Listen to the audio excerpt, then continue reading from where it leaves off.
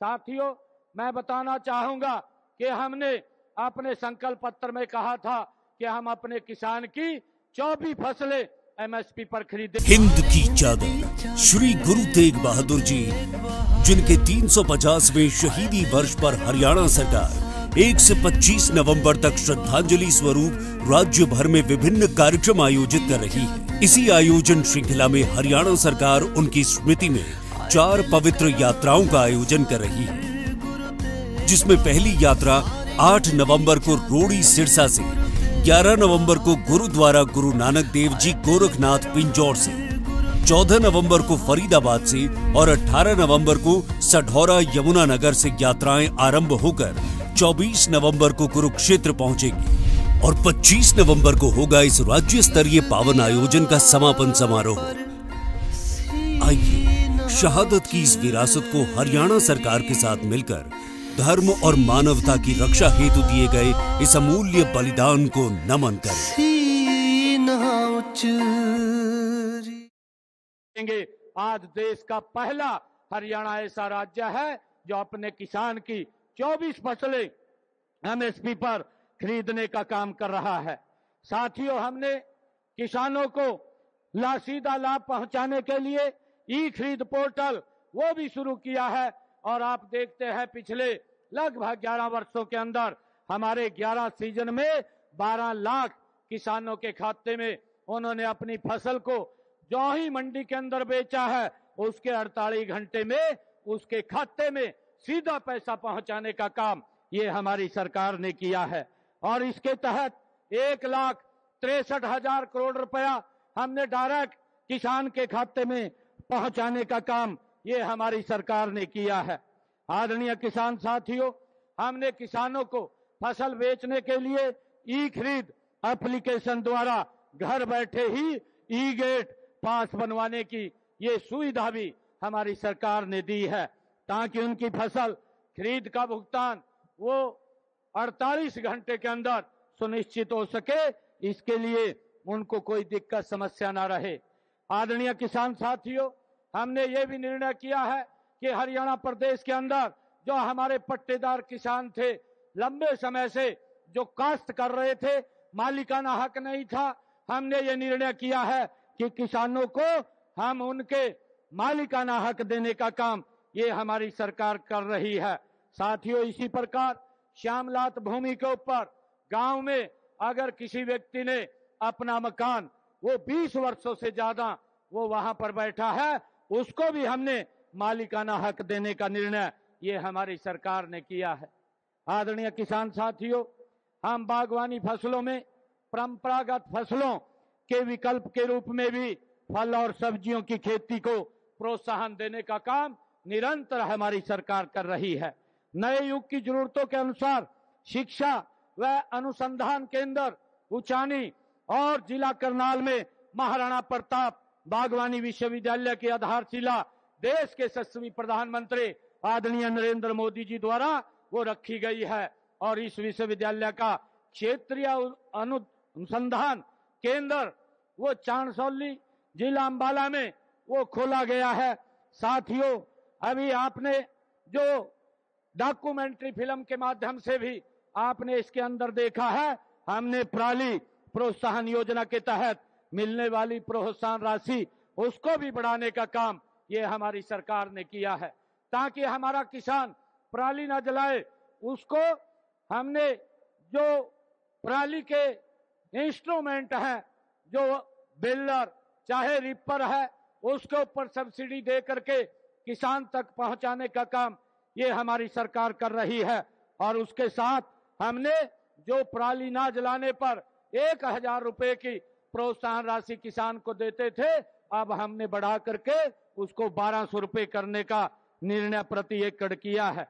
और इसके तहत हमने हरियाणा के अंदर जो किसानों को फसल अवशेष प्रबंधन उपकरणों तथा धान पर अवशेष प्रबंधन के लिए 1,334 करोड़ रुपए की प्रोत्साहन राशि भी हमने किसानों तक पहुंचाने का काम किया है। साथियों, बागवानी किसानों को बाजार के उतार चढ़ाव के लिए उनको सुरक्षा देने का काम भी हमारी सरकार ने किया है उनको भावांतर भरपाई से जोड़ करके हमने इस योजना को शुरू किया है। मुझे ये बताते हुए कि पिछले 11 वर्षों में हमने 30,000 किसानों को 135 करोड़ रुपए प्रोत्साहन राशि के रूप में सीधे उनके बैंक खातों में पहुंचाने का काम ये हमारी सरकार ने किया है, ताकि किसान को अपनी फसल, सब्जी की फसल बेचने में घाटा ना हो। आदरणीय किसान साथियों, किसानों को मौसम की जो फसलों को मौसम की मार से बचाने के लिए हमने मुख्यमंत्री बागवानी बीमा योजना उसको भी शुरू किया है और इसमें 46 बागवानी फसलों शामिल की हैं। सब्जियों व मसालों फसलों में 30,000 रुपए तथा फलों में 40,000 रुपए प्रति एकड़ के हिसाब से मुआवजा देने का काम ये हमारी सरकार कर रही है। साथियों, मेरा पानी मेरी विरासत योजना के तहत धान की जगह वैकल्पिक फसलें बोने पर हरियाणा सरकार अपने किसानों को 8,000 रुपए प्रति एकड़ के हिसाब से प्रोत्साहन राशि देने का काम कर रही है, ताकि वो धान की फसल जिसमें पानी की ज्यादा खपत होती है और धान से अलग कोई फसल उगाता है तो उसको 8,000 रुपए प्रति एकड़ के हिसाब से हमारी सरकार मुआवजा देने का, उसको प्रोत्साहन राशि देने का काम करती है। और इस योजना के तहत हमने 1,38,000 किसानों के खाते में 154 करोड़ रुपया पहुंचाने का काम ये हमारी सरकार ने किया है।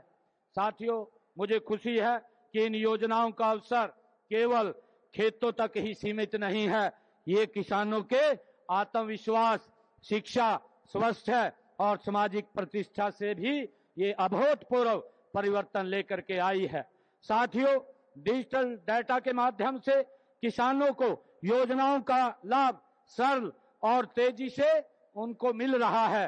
तकनीकी जानकारी, मौसम पूर्वानुमान और मंडी भाव सब कुछ अब मोबाइल पर किसानों को उपलब्ध हो रहे हैं।